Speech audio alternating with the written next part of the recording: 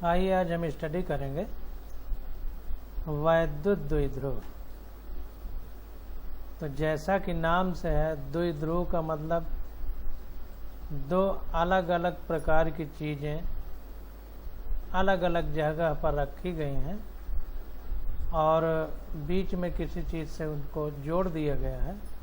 तो दो चूँकि अलग अलग किनारे हैं तो अलग अलग किनारों की वजह से किनारों को ध्रुव कहा जा रहा है और दोनों अलग अलग हैं तो द्विध्रुव कहा जा रहा है।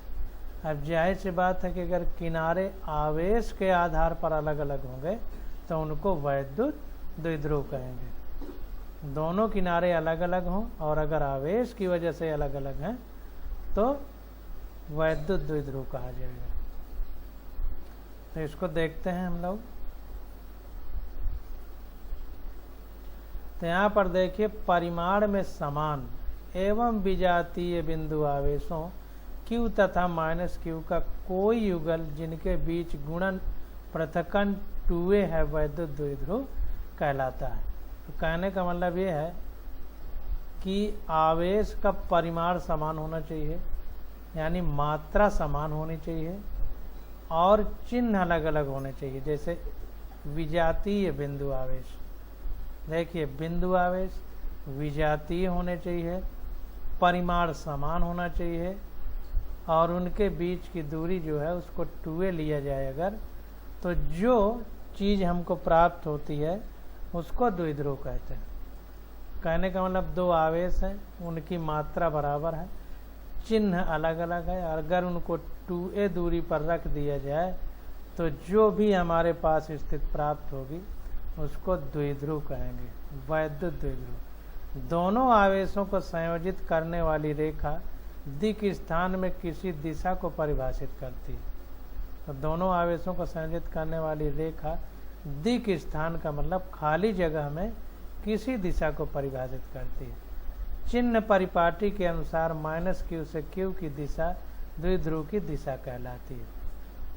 तो ध्यान देना है कि परिपाटी के अनुसार मतलब जैसा पहले से माना गया है तो -Q से Q की दिशा द्विध्रुव की दिशा कहलाती है। -Q तथा Q की अवस्थितियों का मध्य बिंदु द्विध्रुव का केंद्र है।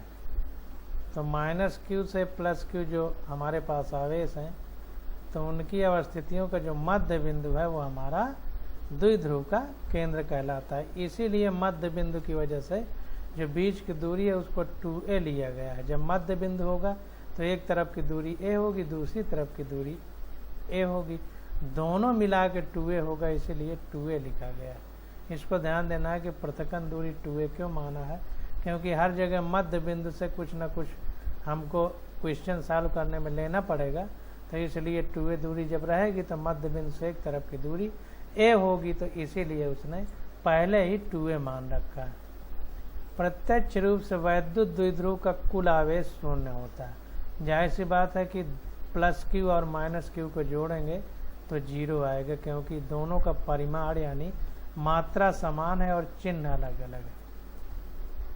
तो वही कह रहा है कि प्रत्यक्ष रूप से अगर देखा जाए तो जो वैद्युत द्विध्रुव होता है उसका कुल आवेश 0 होगा, परंतु इसका यह अर्थ नहीं है कि द्विध्रुव का वैद्युत क्षेत्र शून्य है। इसको ध्यान दीजिए कि इसका ये बिल्कुल मतलब नहीं है कि वैद्युत द्विध्रुव का क्षेत्र शून्य है, क्षेत्र होगा। चूँकि आवेश Q तथा -Q में कुछ पृथक्कन है, इनके कारण वैद्युत क्षेत्र जब जोड़े जाते हैं तब ये एक दूसरे को यथार्थ रूप से निरस्त नहीं करते हैं। तो एक चीज़ ध्यान रखना है कि जो प्लस आवेश है धन वाला, उसके कारण बाहर की ओर विद्युत बल रेखाएं निकलेंगी और माइनस के कारण अंदर की ओर निकलेंगी। तो इसलिए कह रहा है कि चूंकि आवेश Q तथा -Q में कुछ पृथक्कन है, यानी कुछ दूरियां हैं, जिनके कारण विद्युत क्षेत्र जब जोड़े जाते हैं तब वे एक दूसरे को यथार्थ रूप से निरस्त नहीं करते हैं। परंतु यदि द्विध्रुव बनाने वाले आवेशों के पृथक्कन की तुलना में दूरी अधिक, यानी जो पृथक हैं, परंतु यदि द्विध्रुव बनाने वाले आवेशों के पृथक्कन की तुलना में दूरी अधिक ले ली जाए, मतलब R > 2A, मतलब जिस दूरी पर हम विद्युत क्षेत्र निकालना चाहते हैं वो दूरी r है और दोनों आवेश प्लस q और माइनस q के बीच की दूरी 2a है। तो ये 2a की तुलना में जहाँ पर हम विद्युत क्षेत्र निकालना चाहते हैं वो उसको r माना है, तो वो बहुत ज़्यादा हो तो q एवं माइनस q के कारण क्षेत्र लगभग निरस्त हो जाते हैं। तो इस चीज़ को ध्यान रखना, क्योंकि उस स्थिति में 2a इतना कम हो जाएगा कि उसको नगण्य मानेंगे, तो r दोनों के लिए बराबर हो जाएगी, क्योंकि बहुत ज़्यादा है। तो 2a अगर नगण्य हो जाए, इसको 0 मान लें, तो दोनों आवेशों के लिए r दूरी बराबर रहेगी, तो बराबर विद्युत क्षेत्र होगा, तब एक दूसरे को निरस्त करते हैं। अतः अधिक दूरियों पर किसी वैद्युत द्विध्रुव के कारण विद्युत क्षेत्र 1/r² एकल आवेश q के कारण विद्युत क्षेत्र की r पर निर्भरता से भी अधिक गति से मंद होता है। यह गुणात्मक धारणा नीचे दिए गए संतुष्ट परिकलन से उत्पन्न हुई है। तो अब ये ध्यान देना है कि जो हम लोग परिभाषा पढ़ते थे कि विद्युत क्षेत्र E बराबर 1/4πε0 q/r², तो ये कह रहा है कि जब ऐसी स्थिति हो जाएगी कि जहाँ पर विद्युत क्षेत्र निकालना है वो दूरी बहुत ज़्यादा है दोनों विद्युत आवेशों के बीच की दूरी 2a की तुलना में, तो q एवं माइनस q के कारण क्षेत्र लगभग निरस्त हो जाते हैं। अतः अधिक दूरियों पर किसी विद्युत क्षेत्र के कारण विद्युत द्विध्रुव के कारण विद्युत क्षेत्र 1/r² एकल आवेश q के कारण विद्युत क्षेत्र की r पर निर्भरता से भी अधिक गति से मंद हो जाता है। तो अगर एक के कारण 1/r² आ रहा है तो उससे भी अधिक जो है गति से कम होता चला जाता है। इसके लिए अभी फार्मूला नीचे पढ़ेंगे तो r² की जगह हो सकता है r³ आ जाए, इसलिए अधिक तेजी से मंद हो रहा है। अब आगे जब आएगा तो हम लोग उसको स्पष्ट रूप से समझ लेंगे।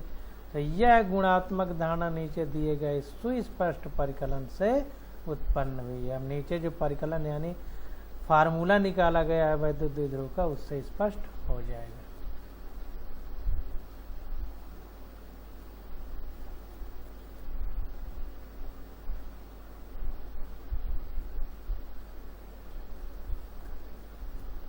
अब वैद्युत द्विध्रुव के कारण क्षेत्र, तो अब वैद्युत द्विध्रुव के कारण क्षेत्र क्या होगा उसके बारे में हम समझते हैं। वैद्युत द्विध्रुव को अंग्रेजी में इलेक्ट्रिक डाइपोल बोलते हैं। तो अब वैद्युत द्विध्रुव के कारण क्षेत्र, तो इसके बारे में देख लेते हैं। तो कह रहा है आवेशों के युगल मतलब जोड़े -q तथा q, जोड़ा हमेशा विपरीत होता है, जैसे स्त्री पुरुष का जोड़ा यानी मेल फीमेल का जोड़ा, उसी तरह माइनस और प्लस वाले आवेश का जोड़ा, इन्हीं को युगल कहेंगे।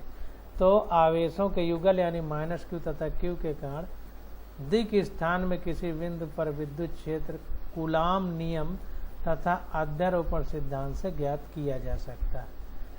तो कहीं भी विद्युत क्षेत्र चाहे कूलाम नियम से ज्ञात करने या सुपरपोजिशन वाले सिद्धांत से जो सदिश योग में यानी वेक्टर एडिशन में यूज होता है। निम्नलिखित दो प्रकरणों के परिणाम सरल है। नंबर 1 क्या है, जब बिंदु द्विध्रुव के अक्ष पर है, जब बिंदु द्विध्रुव के अक्ष पर है और जब बिंदु द्विध्रुव के विषुवत रेखीय तल अर्थात द्विध्रुव अक्ष के केंद्र से गुजरने वाले द्विध्रुव अक्ष के लंबवत तल पर है। तो अक्ष पर है तो इसको एक्सियल बोलते हैं और विषुवत रेखीय तल को अंग्रेजी में इक्विटोरियल बोलते हैं। मतलब दो आवेश यहाँ पर जैसे रखे हैं एक इधर एक इधर, इसको 90 डिग्री पर विभाजित करने वाली जो रेखा होगी उसको विषुवत रेखीय बोलेंगे। तो अब इसको देखते हैं। अभी जब फिगर नीचे आएगा तो बहुत अच्छे से स्पष्ट हो जाएगा। किसी व्यापक बिंदु P पर विद्युत क्षेत्र आवेश -q के कारण P पर विद्युत क्षेत्र E-q तथा आवेश +q के कारण P पर विद्युत क्षेत्र +q E+q को सदिशों के समांतर चतुर्भुज नियम द्वारा संयोजित करके प्राप्त किया जाता है। अब कैसे प्राप्त किया जाता है वो नीचे हम देख लेते हैं। तो अक्षों पर स्थित बिंदुओं के लिए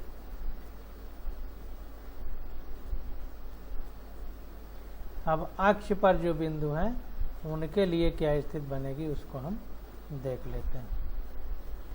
तो यहाँ देखिए अंग्रेजी वाली बुक में चित्र बना हुआ है। तो यहाँ पर देखिए एक प्लस चार्ज यहाँ पर प्लस क्यू है, ये माइनस क्यू है, तो प्लस क्यू माइनस क्यू। तो ये जो लाइन मिलाने वाली रेखा है, इस रेखा पर कहीं भी निकालेंगे तो इसको एक्सियल पोजीशन बोलेंगे, यानी अक्ष वाली स्थिति। और अगर इस बीच से डिवाइड किया जाए इस रेखा को, जैसे यहाँ पर देखिए ये 90 डिग्री पर इन दोनों आवेशों के बीच पे रेखा जा रही, तो यहाँ पर अगर हम विद्युत क्षेत्र की बात करेंगे तो इसको विषुवत रेखीय पोजीशन या इक्वेटोरियल पोजीशन बोलेंगे। तो इस बात को ध्यान रखना है। तो अब हम लोग किस में ज्ञात कर रहे हैं, हम लोग ज्ञात कर रहे हैं अक्ष पर स्थित बिंदुओं के लिए। तो अक्ष पर स्थित बिंदुओं के लिए हम लोग पहले दूरी देख लेते हैं। तो ये देखिए जो द्विध्रुव है उनके बीच की दूरी 2a है, और यहाँ पर कोई बिंदु P माना गया है जिसकी मध्य से दूरी r है, मध्य से दूरी r है। तो अब देखिए यहाँ पर अगर हम विद्युत क्षेत्र की बात करें तो विद्युत क्षेत्र का सीधा फार्मूला अगर हम लगाएंगे तो विद्युत क्षेत्र का फार्मूला होता था 1/4πε0 Q/r²। ये पीछे हम एकांक आवेश यानी एक आवेश के लिए विद्युत क्षेत्र का फार्मूला पढ़ चुके हैं। तो अब यहाँ पर देखिए अगर हम देखें तो इधर माइनस क्यू है, इधर प्लस क्यू है। तो अगर ये माइनस क्यू की बात करें तो माइनस क्यू से ये P पॉइंट की दूरी कितनी है, तो ये पूरा R है, और ये इतना जो कि इतना कितने के बराबर है, A के बराबर, क्योंकि ये पूरा 2a है तो इसका आधा ये इतना a होगा। तो ये माइनस क्यू से इस पॉइंट की दूरी r प्लस a हो जाएगी। शायद आपको समझ में आ गया हो। ये इतनी दूरी r है और इतनी दूरी a है, क्योंकि ये पूरा 2a है यहाँ से यहाँ तक। तो बीच से अगर इधर का पूछें तो 2a का आधा होगा यानी a होगा। तो माइनस क्यू से इस P पॉइंट की दूरी r प्लस a हो जाएगी। तो इसीलिए कुछ नहीं किया, माइनस क्यू पर विद्युत क्षेत्र के लिए चिन्ह सहित चूंकि रखते हैं, क्योंकि ये परिमाण की बात नहीं कर रहा है, मोटे अक्षरों में ही लिखा है, और ई हमारा यानी विद्युत क्षेत्र इलेक्ट्रिक फील्ड सदिश राशि है, तो चिन्ह सहित लिखेंगे। तो माइनस क्यू चार्ज है तो इसके लिए माइनस Q/4πε0, अब r की जगह r प्लस a का होल स्क्वायर, क्योंकि दूरी r प्लस a है माइनस क्यू की, जिस P पॉइंट पर निकालना है। और सदिश वेक्टर के लिए P कैप लिख दिया, यूनिट वेक्टर हो जाएगा P कैप। अब इसी प्रकार अगर हम प्लस क्यू के लिए देखें तो प्लस क्यू की अगर स्थिति देखें तो प्लस क्यू से दूरी कितना है, तो अगर प्लस क्यू से दूरी देखें तो ये मध्य बिंदु से अगर हम लें तो ये इतनी दूरी हमारी a है, ये इतनी दूरी हमारी a है। तो r प्लस ये पूरी r है, ये r है यहाँ से यहाँ तक। अब इतनी हमको और कम करना है क्योंकि ये प्लस है, तो इतनी ही दूरी है हमारी P से। तो इस r में अगर इतनी दूरी a घटा दें तो यहाँ से ये दूरी आ जाएगी। तो दूरी कितना हो जाएगी P से Q तक, ये P से Q तक r माइनस a हो जाएगी। तो अब r माइनस a लिख देंगे प्लस वाले में। तो E प्लस Q बराबर Q/4πε0 r माइनस a का होल स्क्वायर, P कैप वही एकांक सदिश के लिए। तो ये माइनस Q के कारण P पॉइंट पर आ गया, ये प्लस Q के कारण P पॉइंट पर आ गया। E प्लस Q बराबर Q/4πε0 r माइनस a का होल स्क्वायर P कैप लिखा है। यहाँ P कैप द्विध्रुव अक्ष माइनस Q से Q की ओर के अनुदिश एकांक सदिश है। साथ ही E की बराबर इतना आ जाएगा, P पर कुल विद्युत क्षेत्र है। अब P पर कुल विद्युत क्षेत्र देखा जाए तो P पर अगर हमको कुल विद्युत क्षेत्र निकालना है तो जाहिर सी बात है कि पूरे विद्युत क्षेत्र को जोड़ दिया जाए। तो E बराबर प्लस आवेश के कारण जो विद्युत क्षेत्र है प्लस माइनस आवेश के कारण जो विद्युत क्षेत्र है। अब देखिए यहाँ पर E मोटे में लिखा है, इसका मतलब सदिश की तरह जोड़ना है। तो Q/4πε0 कॉमन हो जाएगा जो पीछे दोनों फार्मूले थे, और ब्रैकेट में हमारा बचेगा प्लस क्यू के लिए 1/r माइनस ए का होल स्क्वायर था, माइनस माइनस क्यू के लिए 1/r प्लस ए का होल स्क्वायर था, इंटू सदिश के लिए पी कैप हो गया। तो ये आ जाएगा। यहाँ पर देखिए कैप लगाना भूल गया तो ध्यान दीजिए, कैप लगा रहेगा। अंग्रेजी वाली में तो 2 जगह कैप लगाना भूल गया है, यहाँ भी कैप नहीं लगाया, यहाँ भी कैप नहीं लगाया। तो कैप का मतलब टोपी। तो ये हमारा आ गया ई, ये दोनों का जोड़ जो है तो Q/4πε0 4AR अपान r स्क्वायर माइनस ए स्क्वायर का होल स्क्वायर पी कैप। ये पूरा सॉल्व करने पे इतना आ जाएगा, r स्क्वायर माइनस ए स्क्वायर। इसको सॉल्व करिएगा तो इतना ही आएगा। यहाँ पर a माइनस बी का होल स्क्वायर का फार्मूला लगेगा, यहाँ पर a प्लस बी का होल स्क्वायर का जो गणित में फार्मूला है वो लगेगा। तो ये सॉल्व करने पर आ जाएगा 4AR अपान r स्क्वायर माइनस ए स्क्वायर का होल स्क्वायर पी कैप। अब देखिए अगर ये r बहुत ज़्यादा है, जैसा हमने पीछे बताया था आपसे, तो अगर ये r बहुत ज़्यादा हो जाएगा तो इसकी तुलना में a का कोई मतलब नहीं बचेगा। अगर r मान लीजिए कि जैसे पृथ्वी से सूर्य के बीच की दूरी हो और हम अपने घर से अपने स्कूल की दूरी की बात करें, तो हमारे घर से स्कूल की दूरी मान लो 1 किलोमीटर है, तो पृथ्वी से सूर्य की दूरी की तुलना में ये स्कूल से घर की दूरी 1 किलोमीटर का कोई महत्व है क्या? 0 ही माना जाएगा या नगण्य माना जाएगा। तो ये हमारा a हट जाएगा। तो जब ये a हटेगा तो ये r की पावर 4 हो जाएगा जब स्क्वायर होगा, और 4 से r ये कट जाएगा तो r क्यूब होगा। तो ये हमारा नीचे जो है फार्मूला आ जाएगा वैद्युत द्विध्रुव में अक्षीय स्थिति के लिए। ये तब सही है जब r बहुत ज़्यादा बड़ा है a से। r क्या था हमारा? r था जहाँ पर हम विद्युत क्षेत्र की तीव्रता निकालना चाह रहे थे दोनों द्विध्रुव के मध्य बिंदु से। तो इसको ध्यान देना।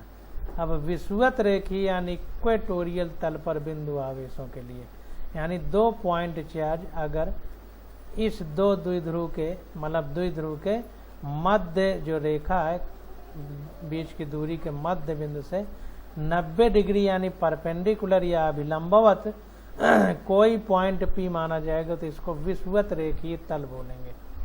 तो इस विषुवत रेखीय तल में विद्युत द्विध्रुव के कारण विद्युत क्षेत्र की तीव्रता क्या होगी उसके बारे में हम लोग पढ़ेंगे। तो यहाँ पर देखते हैं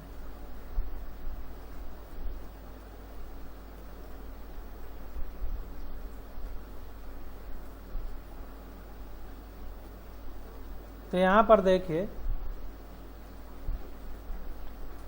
2 आवेशों प्लस Q तथा माइनस Q के कारण विद्युत क्षेत्र के परिमाण। अब P पॉइंट यहाँ पर है। अब जाहिर सी बात है कि अब यहाँ मध्य बिंदु से दूरी ये R है, उस समय मध्य बिंदु से इधर वाली दूरी R थी अक्षीय स्थिति में। अब ये दूरी हमारी R हो गई। अब जाहिर सी बात है ये पूरी दूरी 2a है,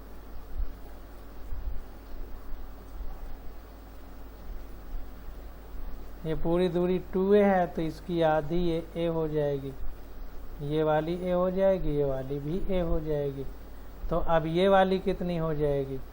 तो जाहिर सी बात है कि ये 90 डिग्री का कोण है, 90 डिग्री, तो इसमें पाइथागोरस प्रमेय लग जाएगा। तो कर्ण का स्क्वायर शेष दोनों भुजाओं के स्क्वायर के बराबर होता है। तो ये हमारा हो जाएगा √a² प्लस r स्क्वायर। ये r है, ये a है, तो a² प्लस r² का अंडर रूट में ये आ जाएगा मान। वैसे इधर वाली भी हो जाएगी। तो अब जो है 2 आवेशों प्लस Q तथा माइनस Q के कारण विद्युत क्षेत्र के परिमाण। तो अब इस प्लस के कारण देखा जाए, ये प्लस है ये माइनस है, तो प्लस के कारण ये दूरी √a² प्लस r²। फार्मूला होता है 1/4πε0 Q/r²। तो r² हमारा कितना है? √a² plus r²। तो ये r की वैल्यू है, तो जब r की जगह √a² प्लस r² रखा जाएगा और फिर उसका स्क्वायर किया जाएगा, तो स्क्वायर करने पे अंडर रूट हट जाएगा, तो कितना आ जाएगा r square plus a square आ जाएगा। अब माइनस के लिए वैसे ही e minus q equal to q upon 4πε0। अब इधर भी उतना ही होगा जितना इधर है, जितना इधर है वही दूरी इतना, क्योंकि ये भी ए है, ये भी हमारी ये भी आर है, तो निकालेंगे तो ये भी इतना आएगा under root a square plus r square. तो ये आ गया e minus q equal to q upon 4πε0 1 upon r square plus a square. अब यहाँ पर देखिए इक्वेटोरियल पोजीशन पे विषुवत रेखीय स्थिति में धन आवेश के कारण और ऋण आवेश के कारण दोनों के कारण जो विद्युत क्षेत्र की तीव्रता है वो समान है, इसको ध्यान देना।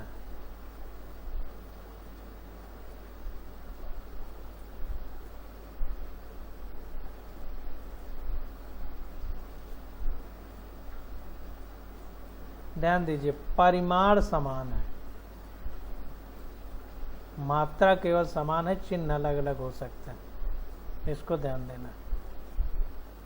ये हम लोगों ने परिमाण निकाले हैं, अगर यह मोटे से ई लिखा होता है जैसे यहाँ, तो माइनस है, माइनस क्यू है, तो यहाँ माइनस का साइन लगाते, इसको ध्यान देना। अब कह रहा है plus E Q, E plus Q तथा ई माइनस क्यू, यानी प्लस क्यू चार्ज के कारण विद्युत क्षेत्र और माइनस क्यू के चार्ज के कारण विद्युत क्षेत्र की दिशाएं चित्र 1.20 बी में दर्शाई गई हैं।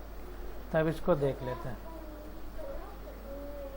अब देखिए ये प्लस क्यू, अब यहाँ पर अगर हमको विद्युत क्षेत्र निकालना है तो एक धनात्मक बिंदु आवेश रखना पड़ेगा, पॉइंट चार्ज, जिसको परीक्षण आवेश कहते हैं। तो जैसे बात ये भी धनात्मक, एक भी धनात्मक, तो प्रतिकर्षण लगेगा, यानी विद्युत क्षेत्र बाहर की ओर होगा, क्योंकि धन आवेश के कारण ये धन आवेशित है, तो इसके कारण विद्युत क्षेत्र बाहर की ओर होता है। तो विद्युत क्षेत्र बाहर की ओर होगा, तो ये तीर बाहर की ओर लगाई गई, प्लस क्यू लिख दिया गया क्योंकि प्लस क्यू के कारण है। ये माइनस क्यू है, माइनस क्यू के कारण विद्युत बल रेखाएं अंदर की ओर आती हैं, तो जाहिर सी बात है विद्युत क्षेत्र अंदर की ओर होगा, तो तीर अंदर की ओर लगाई गई। अब ये दोनों 120 डिग्री का कोण होंगे, क्योंकि ये भी आर है, ये भी आर है, ये आर है, ये आर है, यानी ये कोण 60 डिग्री होगा, क्योंकि दोनों भुजाएं बराबर हैं। जब ये भुजा बराबर है, तो मजबूरी में इस भुजा को बराबर होना पड़ेगा। ऐसा कोई त्रिभुज आप नहीं बना सकते। अगर त्रिभुज की दो भुजाएं बराबर हैं, तो तीसरी भी इन दोनों के बराबर ही होगी, यानी समबाहु त्रिभुज होगा। तो ये बराबर है, तो इसी के बराबर ये भी होगा। और समबाहु त्रिभुज अगर है, तो ये कोण, ये कोण, ये कोण सब 60 डिग्री होंगे। जाहिर सी बात है कि जब पूरे कोण ये सब 60 डिग्री हैं, तो अगर हम ये पूरी रेखा यहाँ से यहाँ तक खींचें, तो ये पूरा कोण हमारा सरल रेखा में, कोई भी कोण सरल रेखा में 180 डिग्री होगा। अब ये पूरा कोण जब 180 डिग्री होगा, तो ये इतना 60 डिग्री है, तो इसका मतलब ये 120 डिग्री होगा, ये 120 डिग्री होगा। तो हमने बताया था कि अगर दो समान चीज़ें 120 डिग्री पर हों, तो उनका परिमाण जो होता है वो इन दोनों के में से किसी एक के बराबर होता है। तो ये विद्युत क्षेत्र जो यहाँ से गुजरेगा, इन दोनों में से किसी एक के बराबर होगा। अब चूंकि दोनों के परिमाण बराबर हैं, तो ये भी होगा। अब जाहिर सी बात है, ये रेखा इस रेखा के को काट रही है, तो जाहिर सी बात है ये और ये समांतर हैं, तो जितना ये कोण है उतना ही ये कोण है। इसका मतलब विद्युत क्षेत्र दोनों आवेश को मिलाने वाली जो रेखा है उसके समांतर इस तरफ निर्दिष्ट है, माइनस क्यू चार्ज की तरफ। तो अब इसको पढ़ें और समझें। तो कह रहा है ई प्लस, अब देखिए ये कैसे इधर को आ गया, तो इसके समांतर ये रेखा खींच लिया, इसके समांतर ये रेखा खींच लिया, जहाँ पर ये दोनों रेखाएं काटेंगी उसी तरफ तीर बना देंगे। यही सदिश होगा जो विद्युत क्षेत्र को बताएगा। तो ई प्लस क्यू तथा ई माइनस क्यू की दिशाएं चित्र 1.20 बी में दर्शाई गई हैं। स्पष्ट है कि द्विध्रुव अक्ष के अभिलंबवत अवयव एक दूसरे को निरस्त कर देते हैं। तो द्विध्रुव के जो अभिलंबवत अवयव हैं वो एक दूसरे को निरस्त कर देते हैं। द्विध्रुव अक्ष के अनुदिश अवयव संयोजित हो जाते हैं। जो अक्ष के अनुदिश थे वो जुड़ जाते थे, यहाँ पर एक दूसरे को निरस्त कैसे कर रहे हैं, ये प्लस क्यू वाला देखो उतना ही मान आया है जितना माइनस क्यू वाला, तो प्लस माइनस को जोड़ेंगे तो जैसे बात 0 आएगा। इसका मतलब दोनों एक दूसरे को निरस्त कर दे रहे हैं, तो वही कह रहा है।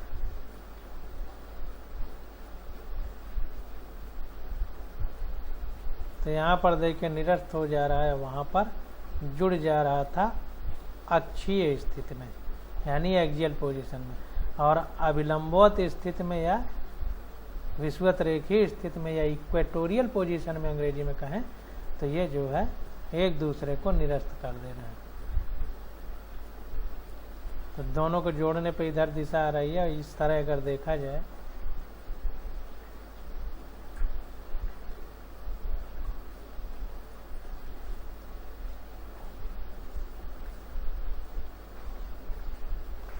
तो ये देखिए ई, अगर इनको देखा जाए कुल विद्युत क्षेत्र ई पी कैप के विपरीत होता है। तो यहाँ पर देखिए जो विद्युत क्षेत्र की दिशा है माइनस से प्लस की ओर है। द्विध्रुव में विद्युत क्षेत्र की दिशा ये पी जो लिखा है माइनस से प्लस की ओर, और यहाँ पर देखिए जो विद्युत क्षेत्र की दिशा है ये प्लस से माइनस की ओर है। प्लस है माइनस, ये तीर इधर को है और ये तीर इधर को है, तो इसीलिए कह रहा है कि कुल विद्युत क्षेत्र पी कैप के विपरीत होता है।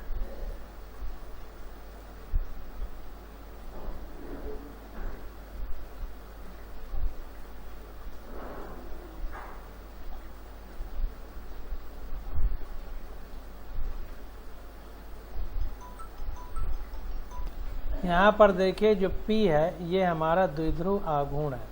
खुद कह रहा देखिए कि द्विध्रुव आघूर्ण P सदिश है जिसका परिमाण P = Q × 2a है तथा दिशा माइनस Q से Q की ओर है।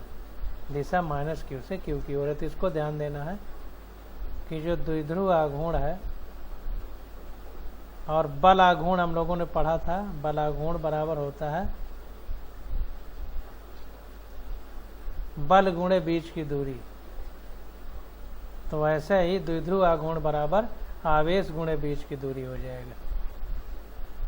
ऐसे ही फार्मूले एक दूसरे से मिलते जुलते हैं।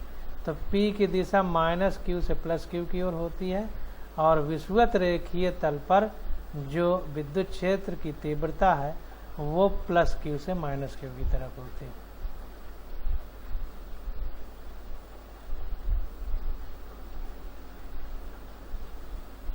अब यहाँ पर देखते हैं तो E बराबर, अगर पूरे हम विद्युत क्षेत्र की बात करें विषुवत रेखीय में तो दोनों को जोड़ देते हैं। तो E बराबर,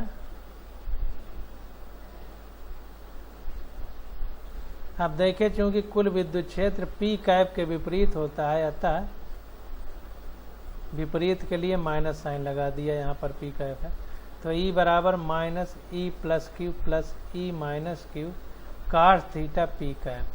अब देखिए cos थीटा क्यों आया इसको भी समझ लीजिए।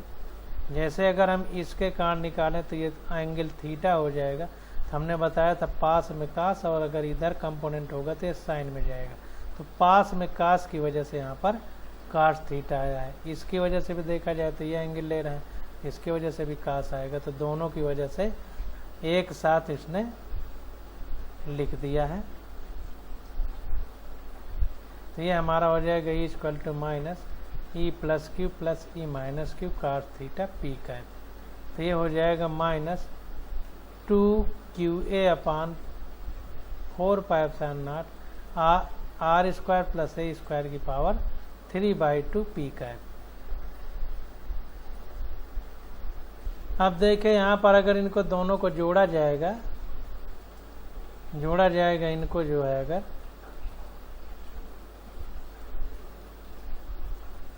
ये और ये तो 1/2 और ब्रैकेट में किसी एक को लिख सकते हैं क्योंकि 2 है ना, नहीं ऊपर 2 रहेगा। 2 है 1/r² plus A² plus 1/r² plus A²। तो 2 ब्रैकेट में 1/r² प्लस A²। तो इसीलिए 2 आ गया है 2, और ये ब्रैकेट में r² प्लस ए स्क्वायर। अब देखिए ये रूट में रहेगा और इसका स्क्वायर भी रहेगा, तो रूट अगर हम हटा दें तो 3/2 लिखेंगे, इसलिए 2qa upon 4πε0 r square plus a square का पावर 3/2 आया है। पी का एफ ऐसे लिख दिया गया। अब देखिए cos 60 क्यों हट गया, तो cos 60 इसलिए हट गया कि अगर हम ध्यान से समझें तो ये 60 डिग्री एंगल है, ये भी 60 डिग्री एंगल है, पूरा 120 है, तो ये के लिए 60 डिग्री हो गया, तो cos 60 की वैल्यू 1/2 होती है। इसके लिए भी cos 60 है तो वैल्यू 1/2 होगी, तो ये दोनों जुड़ रहे हैं तो cos भी जुड़ेंगे थीटा, तो 1/2 प्लस 1/2 बराबर 1 आ जाएगा, तो इसीलिए एक कोना लिख करके उसको छोड़ दिया गया। तो यहाँ पर देखिए इसको छोड़ दिया। अब अधिक दूरियां हों, अगर अब दूरियां बहुत ज़्यादा हैं, आर बहुत ज़्यादा है ए की तुलना में, तो जायज़ बात है कि ए नगण्य हो जाएगा, तो यहाँ पर ए हट जाएगा तो आर स्क्वायर का पावर हो जाएगा 3/2, 2 से 2 कट जाएगा तो आर क्यूब बचेगा पी का। ये तब सही होगा जब आर बहुत ज़्यादा होगा ए से, तो इस बात को समझने का प्रयास करिए।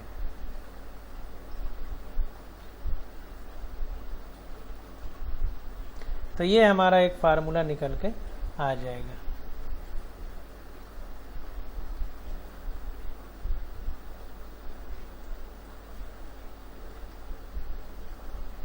अब देखिए आगे कह रहा है समीकरण 1.15 तथा 1.18 से स्पष्ट है कि अधिक दूरियों पर द्विध्रुव क्षेत्र में Q तथा A पृथक रूप से सम्मिलित नहीं होते हैं।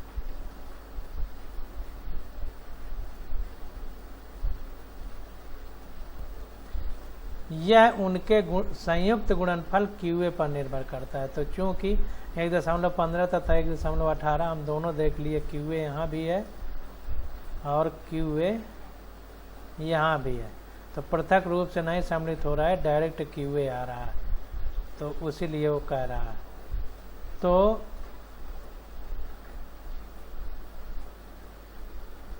इससे द्विध्रुव आघूर्ण की परिभाषा का संकेत मिलता है। तो किसी वैद्युत द्विध्रुव के द्विध्रुव आघूर्ण सदिश P की परिभाषा इस प्रकार की जा सकती है कि P = Q × 2A और P का एफ यानी एकांक सदिश। तो यहाँ से हमको द्विध्रुव का जो विद्युत द्विध्रुव का आघूर्ण है उसके बारे में पता चल गया। बल आघूर्ण बराबर बल गुणे बीच की दूरी, तो उसी तरह द्विध्रुव आघूर्ण बराबर आवेश गुणे बीच की दूरी। यहाँ पर आवेश के कारण बल लग रहा है, तो इसलिए आवेश गुणे बीच की दूरी 2A होती है और एकांक सदिश। जहाँ भी सदिश राशि होगी तो एकांक सदिश का गुणा जरूर होगा। अर्थात यह एक सदिश है जिसका परिमाण आवेश Q तथा गुणनफल 2A आवेशों Q तथा -Q के युगल के बीच की दूरी 2A बीच की दूरी ही थी, तथा दिशा -Q से Q की ओर होती है।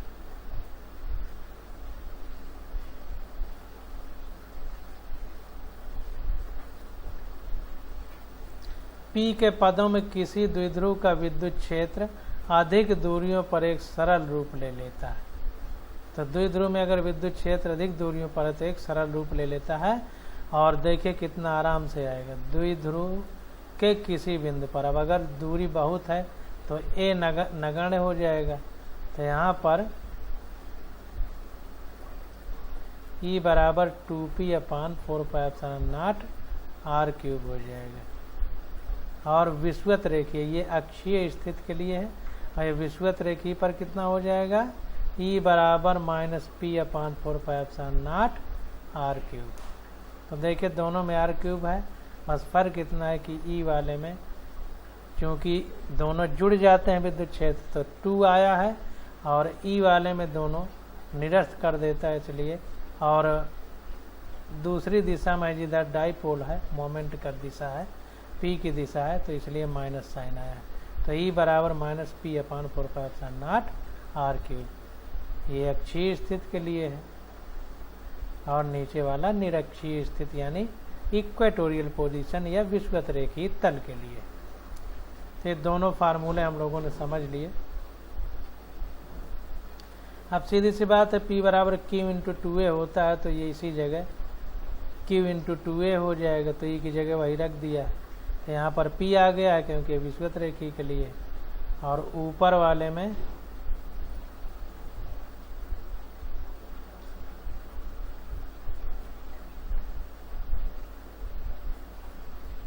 ये हमारा अक्षीय स्थिति के लिए है, तो ये तो कट जाएगा, लेकिन ये ऊपर आ जाएगा।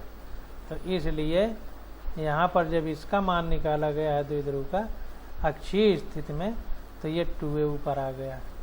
ये वैल्यू रख करके हम लोग निकाल सकते हैं।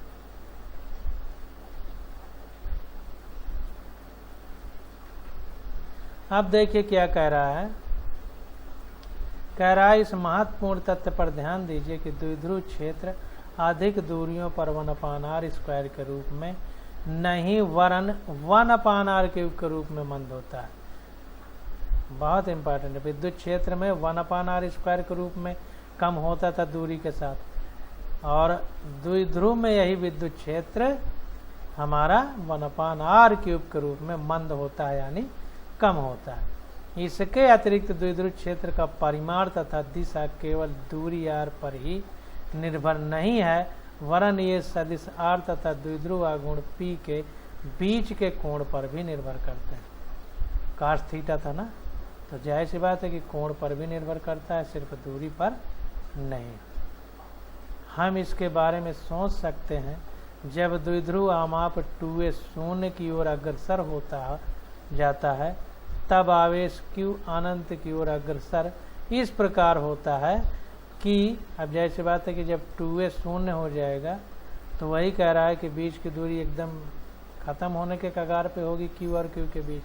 तो वही कह रहा है कि जब द्विध्रुव आमाप 2A शून्य की ओर अग्रसर होता जाता है, तब आवेश Q अनंत की ओर अग्रसर इस प्रकार होता जाता है कि गुणनफल P बराबर Q इंटू 2A एक नियत परिमित संख्या होती है। तो जब बीच की दूरी कम होगी दोनों आवेशों के बीच में, तो ये आवेश अनंत की ओर अग्रसर इस प्रकार होता है कि गुणनफल P बराबर Q इंटू 2A एक नियत परिमित संख्या होती है। इस प्रकार के द्विध्रुव को बिंदु द्विध्रुव कहते हैं।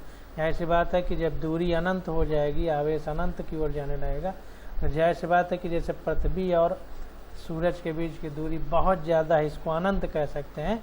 तो पृथ्वी सूरज इतने बड़े होते हुए भी इनको बिंदु आवेश मान सकते हैं।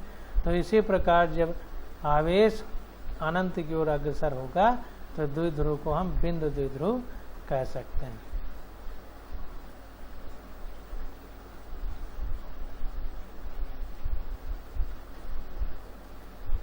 किसी बिंदु द्विध्रुव के लिए समीकरण 1.20 तथा 1.21 r के सभी मानों के लिए सत्य तथा यथार्थ है। मतलब जो भी निकाला है सब जगह वो चीजें सत्य हैं। अब अगली हमारी हेडिंग आ जाती है द्विध्रुवों की भौतिक सार्थकता। तो द्विध्रुवों की भौतिक सार्थकता हम लोग अगले लेक्चर में स्टडी करेंगे। आज बस यहीं तक।